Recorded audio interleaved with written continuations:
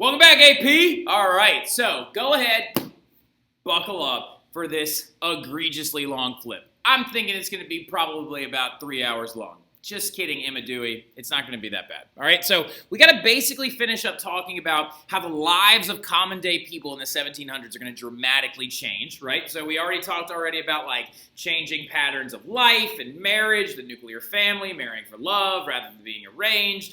We talked about like infanticide and foundling hospitals and wet nursing and all this other stuff, right? We're talking about how life is drastically changing for the regular people. And some people always ask me, they're like, Mr. Terry, why is this really that important? Shouldn't we just be discussing the major historical trends? The next thing we're going to discuss isn't going to make any sense if we don't talk about why people felt so motivated to actually have a revolution, right? So by doing this, it kind of helps explain the lives of the people in these cities that start these revolutions and how literally the agricultural revolution is kind of the bedrock for a massive change. And the agricultural revolution, of course, happens and begins right off the heels of the 30 Years' War, which is why time period 2 starts where it does in the AP European curriculum, right? So, but the big things we left off with, we're talking about the changing and rearing your children, like, right? Like, no more spare the rod, right? That's really mean and messed up. We're going to treat them, nice. Not like they're little demons, but like they're little cutes, right? Like, look at little guys, right? We're going to pretend now that we're going to like now imagine them as being small little, don't write this yet. This is a little messed up animation.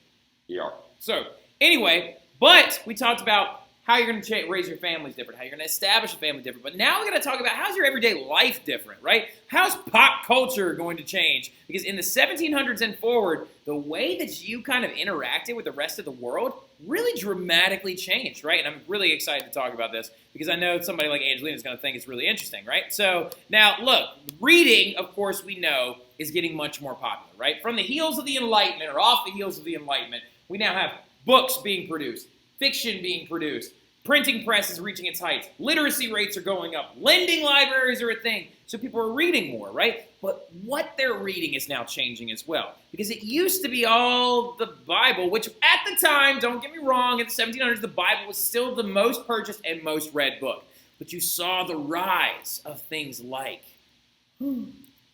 pamphlets. All right, so some of you are like, we talked about pamphlets already, Mr. Terry, calm down. Well, we're going to get to the pamphlets thing here in a second, but look at the rise in literacy here, right? In 1600, 1 out of every 6 people could read. I believe this is in England, right? So 1 out of every 6 people in England could read. By 1800, 9 out of every 10 people could read. That is ridiculous. All right, so like that is a huge rise in literacy. One of the biggest things that people are going to start reading early on, though, are pamphlets, right? And I know you're like, we've talked about pamphlets before. I think pamphlets are very interesting, right? They were also known as chap books, right? Chap books because they were so cheap and they were printed on super cheap paper, right? Now, a lot of times the pamphlets were about religious things or goings-on or propaganda material or something like that. Little pamphlets coming from the monarch or whatever, small little informative nuggets, right?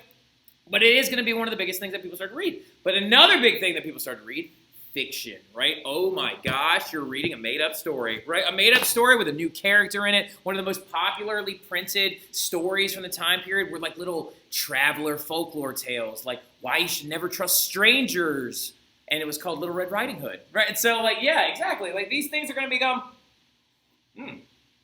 become super popular during this time period, right? Fiction books and folklore tales are going to be very popular. They're going to become recorded, and they're going to start being distributed. So people are going to be able to kind of have an escape from all this crazy life, right? That guy that just apparently got some poor girl, like, well, Pregosaurus, and then never married her because community controls have all fallen to pieces. Now at least has a book to read. Now, all right, so the other big thing is DIY, right? There were little books and almanacs that started coming out, like how do you grow plants? When should you plant? When should you harvest? The spread of common intelligence, right? And then this one, right, Angelina? That is exactly right. The newspaper.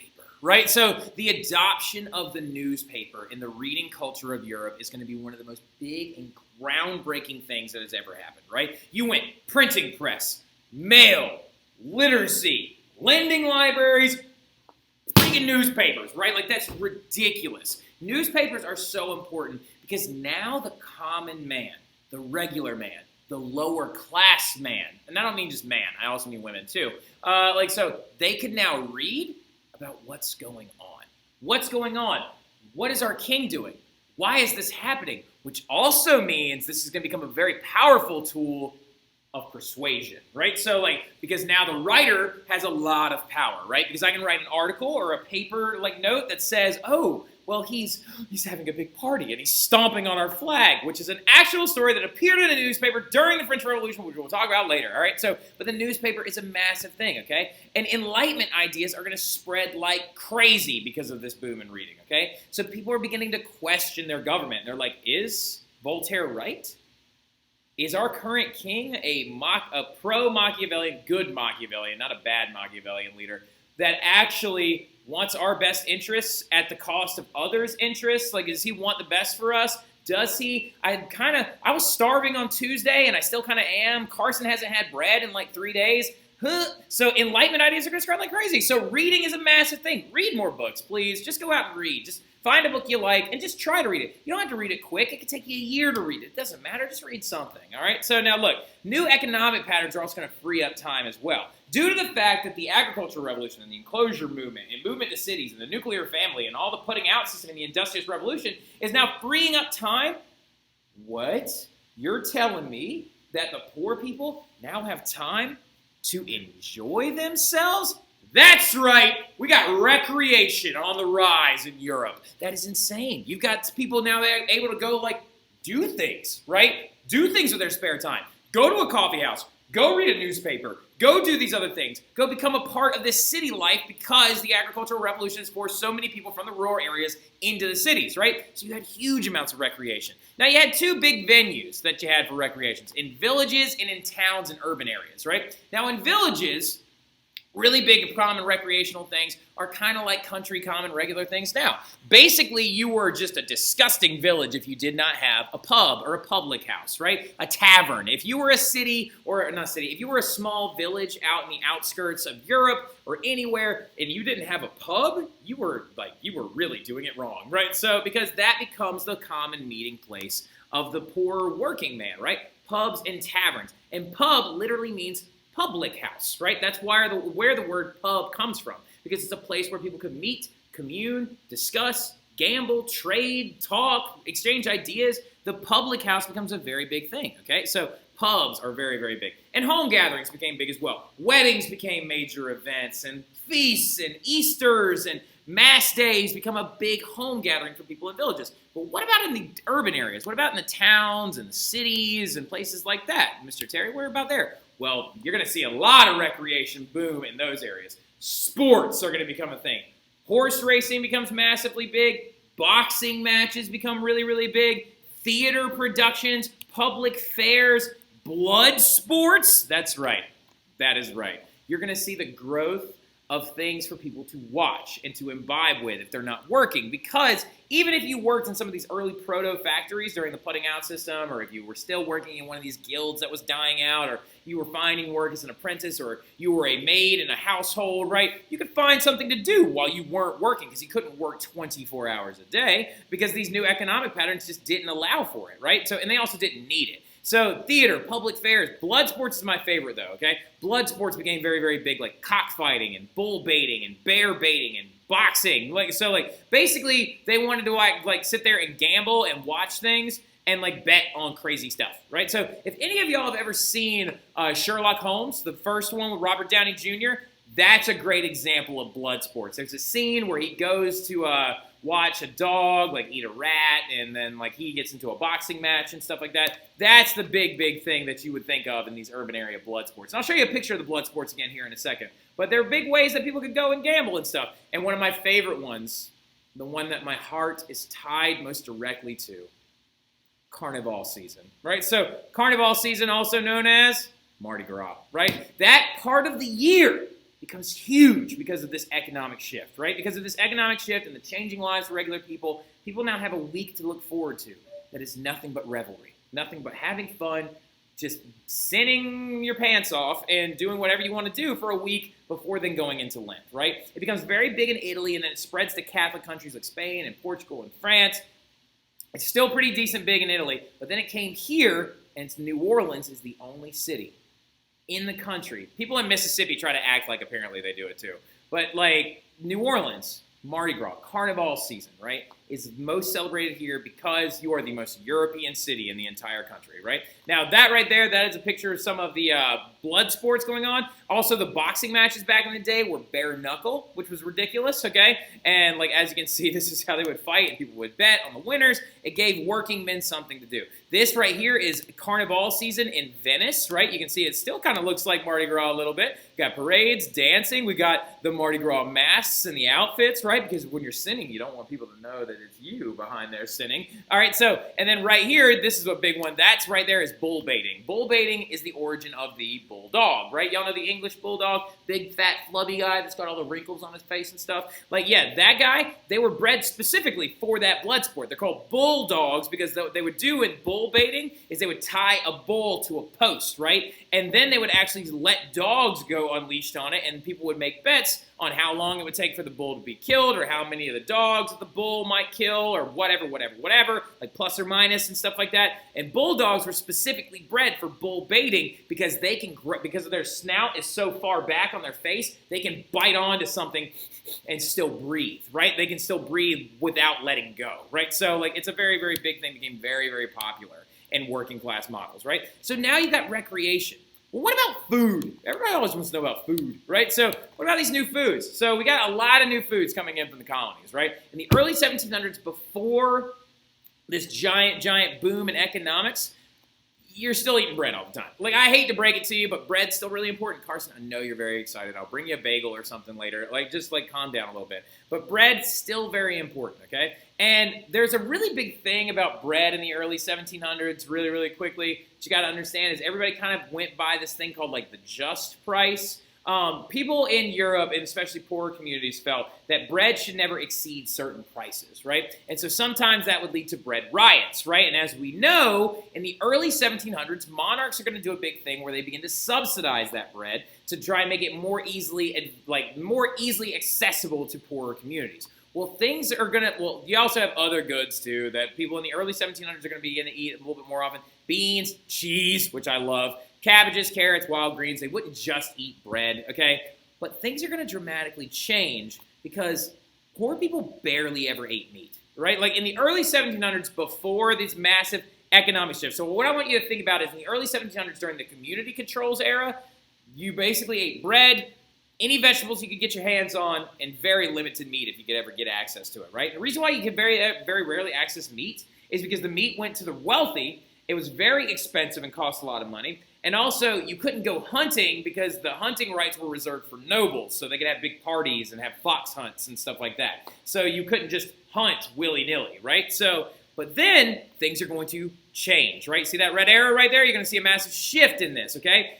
When we're getting now into the illegitimacy explosion in the mid-1700s, traders on the global market now have more access to New World veggies, fruits, and other things like that. The potato becomes a massive thing. Thank you, Frederick the Great, for introducing that to Germany. And it's going to change up everything. Like, look right here. These are Spanish traders right here that are trading and making hot chocolate or chocolate drink, right? Like, so this is going to become a big thing. The 1700s becomes a period of excess, right? You're not just eating what you can to survive anymore like you used to be with this. You now have access to other things, right? Now, what even drives people more insane is in certain countries, certain poor communities had access to them but couldn't afford them, which helps lead to revolution and stuff like that. But the potato, very big deal.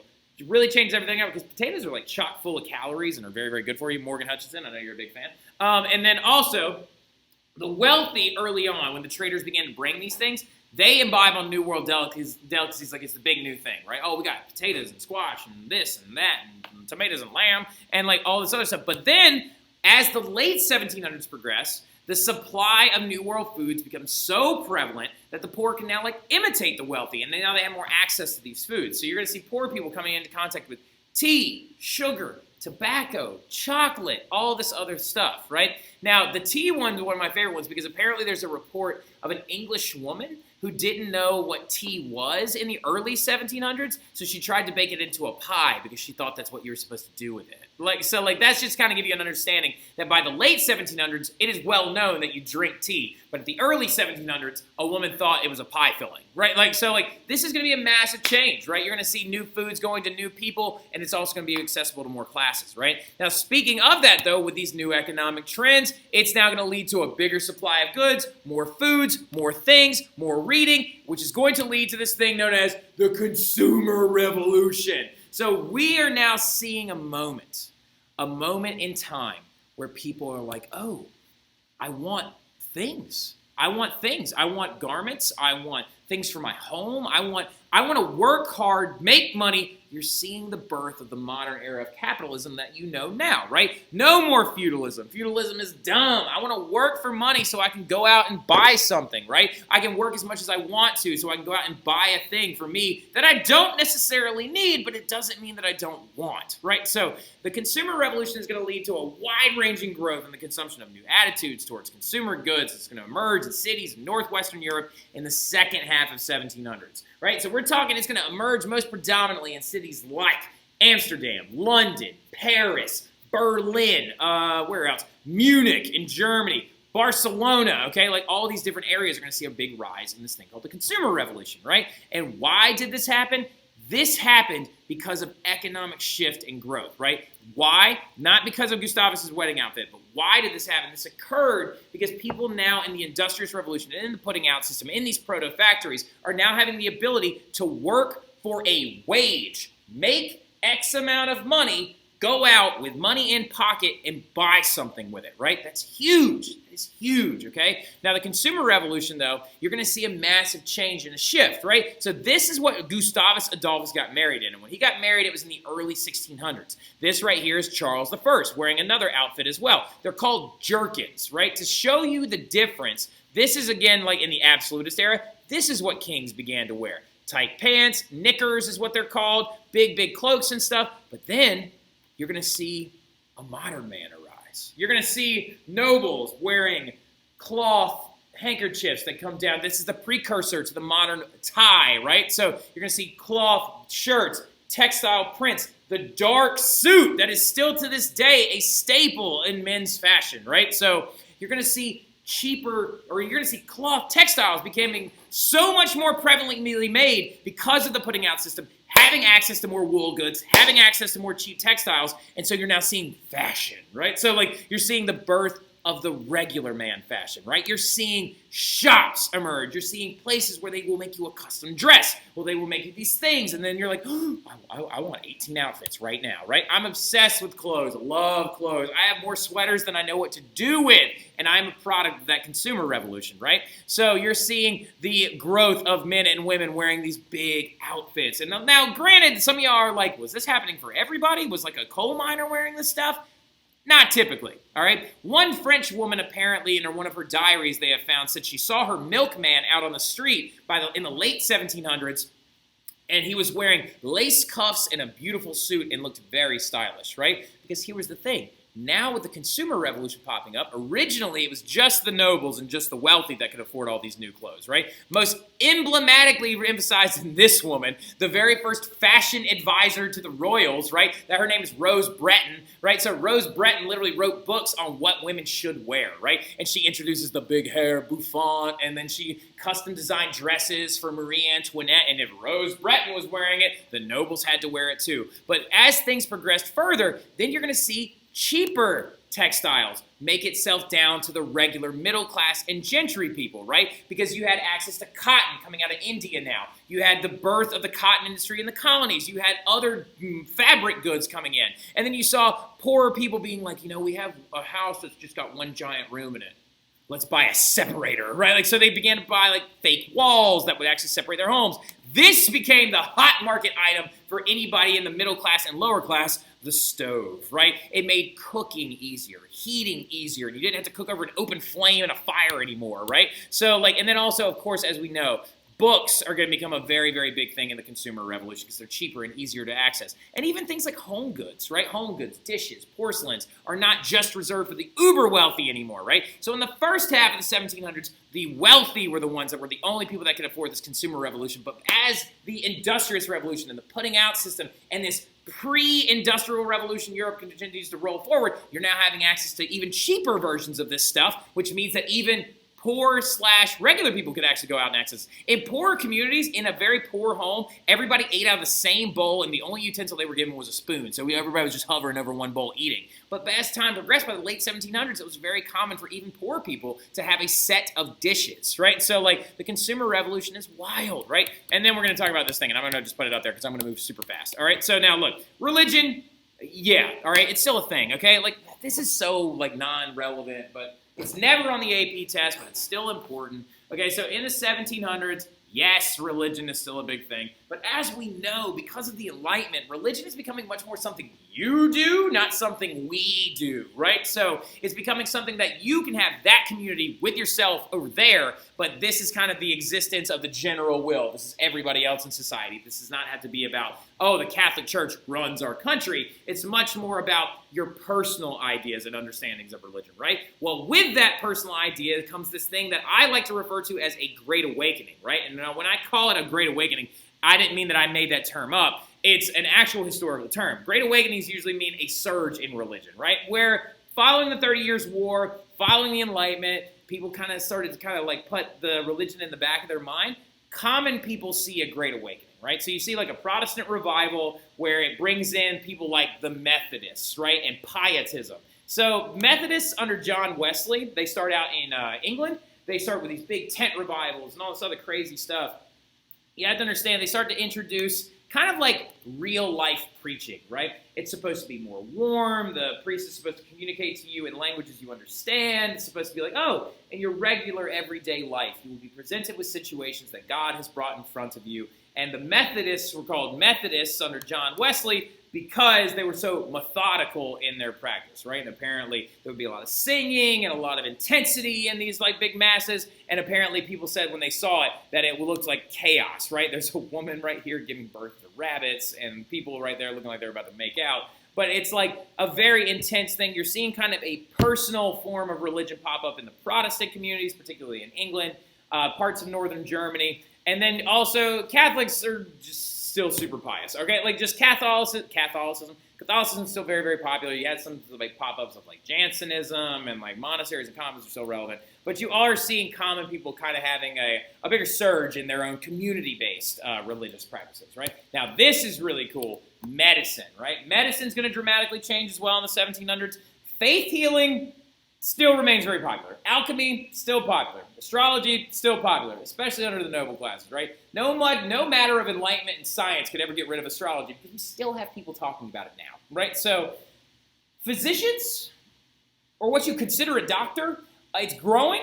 It's just growing very slowly. Purging, which is forcing someone to throw up or go to the bathroom, is still very, very, very popular. Bloodletting is still a very common idea because the scientific revolution takes a while to kind of get to the medical field, if you understand what I'm saying. So, like, yes, Andreas Vesalius understands the body. Yes, William Harvey discovers that the blood pumps from the heart, right? But understanding sickness is still not a thing because they still don't know what germs are. You understand what I'm talking about? They don't even know what a virus is. They don't know what any of that stuff is. So you're seeing physicians' ideas grow. Slowly, but they are growing, right? So purging, bloodletting, experimentation becomes a big thing, right? Like dissecting bodies, trying to figure things out. Blood transfusions become very popular in the late 1600s. Some of the Royal Academy of Sciences, people tamper around with it. They actually did a blood transfusion between a lamb and a man, and the lamb died, and the man got super sick. Because you switched a lamb's blood and a man's blood. So, whatever. Now, big surgery is going to grow mainly out of the battlefields, and it mainly just revolves around amputation. So medicine itself is still growing, but it is growing very slowly, right? So like amputations is kind of what you consider surgery at the time. Now this is super cool though. Midwifery is going to grow very, very quickly. All my female students, for some reason, I actually think this is super neat. Midwifery is this idea of a woman who's been taught or employed to help other women give birth, right? So like they're being brought in to help reduce some of that infant mortality. And the most famous midwife was Madame du Coudray, right? So and in 1750, she publishes a book called The Manual on the Art of Childbirth. And inside of it, it had pictures and documents and tools and things and ideas that actually were brought in to help women give birth easier, right? There were dummies actually used in some of these different areas to try and show this is what the child looks like inside the uterus, and this is what like you can use to practice giving birth to children, right? Like that's really, like I know it seems primitive, but it's still very good, and we're trying to make like more women survive childbirth and more children survive childbirth. Birthing chairs, because of Madame Coudray, become very, very popular, where there's a, come on, there you go, where there's like an actual inlet cut out so they can easily get the baby or easily get the baby out. It reclines backwards and things like that. And then also, hemostats become really, really big, just for like clamping and actually cutting and moving parts away so you can actually like sever the umbilical cord and then move forward, right? So now also, like we talked about already, you don't really need to jot this down because you already know it. The death of smallpox and by cowpox. Edward Jenner leads a big thing in the late 1700s that literally eradicates smallpox, or creates a trend that eradicates smallpox. Because 60 million people lived in Europe, give or take, by about the late 1700s. 80% of them had at one point gotten smallpox in their life, right? So that's insane. But Edward Jenner tries to do away with that with his big-time smallpox vaccine, right? So now we're going to get into something. Let me check my time. All right, so we're fine still, right? So we have like 25 minutes down. We got a couple more minutes to go, but we only have one slide left, so we're pretty much done, okay? So, but we're now getting into the...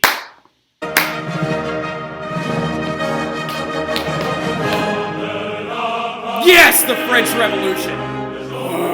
This right here is something that I am the best at teaching. It's something that I understand the best. It's something I get, and it's something I've spent years studying, right? So just get ready. Just get ready. Ignore that thing. That was just something from the last school I used to teach at. So you have to understand that the French Revolution is going to be the era in time that takes all of these changes and sees them come to a head and explode into a massive movement of people looking at their government being like, you know what?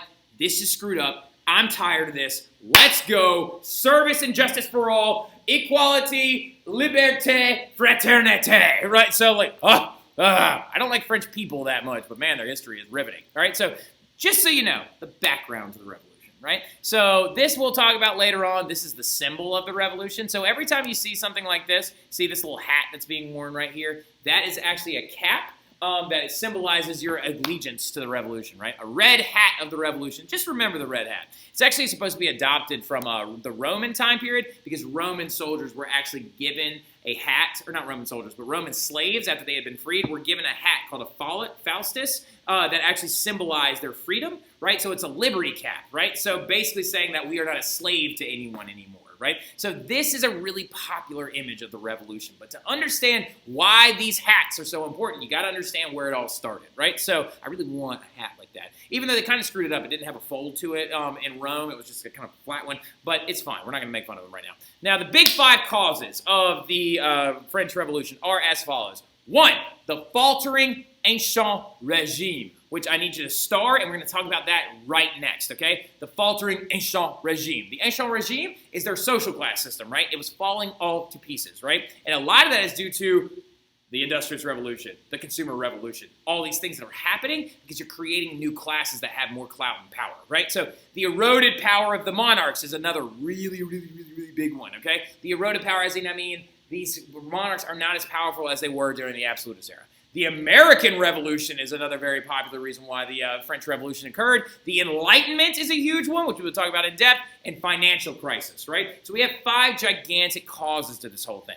And don't write this, don't write this, don't write this, don't write this, don't write this, don't write that, all right? So now you have to understand the estates is what they're called, okay? So the ancient regime is often sometimes referred to as the estates, right? So the ancient regime so we're talking about this one right now, okay? So you can title this section of your notes, The Faltering Ancient Regime, right? And in the ancient regime, which means the old order, there are 3 estates. They're not called classes, they're called estates, right?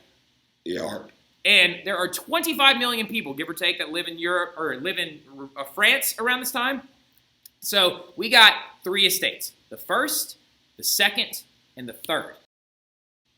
So in the first estate, you have the clergy, which are members of the church, and in the second estate, you have the nobility, which is like your sword nobles and your robe nobles, which we'll get to here in a little bit. But then in your third estate, this one's very important. You're probably going to end up taking, a European history class at some point in your existence, whenever you're later on in high school or in college. And so this is really important. And one day your professor's going to ask, and he's going to stand up in front of everybody, he's going to be like, does anyone know the name or the contents of the third estate in the ancient regime era of France? And you're going to raise your hand, and you're going to say this word, and everybody's going to be like, and then he's going to be like, I have nothing left to teach you, right? And you're going to just get a valedictorian, and you're going to be like magna cum laude, and everybody's going to freak out, right? So do me a favor and write this word down, okay? Here it goes. In the third estate of France, they are called E-R apostrophe B-O-D-Y space E-L-S-E. So in the third estate, you got everybody else, right? So we're going to stop there. I'll pick it up tomorrow with y'all. Y'all have a great evening. I'll see y'all soon.